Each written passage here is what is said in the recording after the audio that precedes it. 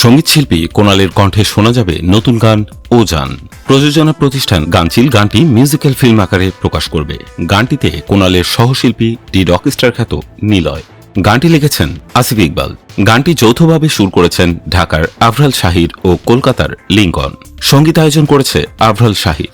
সম্প্রতি নেপালের মনোরম লোকেশনে গানটির দৃশ্য ধারণ করা হয়েছে, যেটি নির্মাণ করেছেন Tanim Rahman Anshu. Musical film model হয়েছেন সুনেরা বিনতে কামাল, আছেন অভিনেতা ফররুক রেহানও। এতে প্রথমবার জুটি বেঁধেছেন তারা। গানচিলের এক বিজ্ঞপ্তিতে বলা হয়েছে, প্রথম শোনায় গানটির প্রেমে পড়ে যাবেন শ্রোতারা। এত সুন্দর একটি রোমান্টিক গান, তাই ভিজুয়ালের ক্ষেত্রেও কোনো আপোষ করা হয়নি। নেপালের কনকনে ঠান্ডার মধ্যেও এই গানের শুটিং হয়েছে।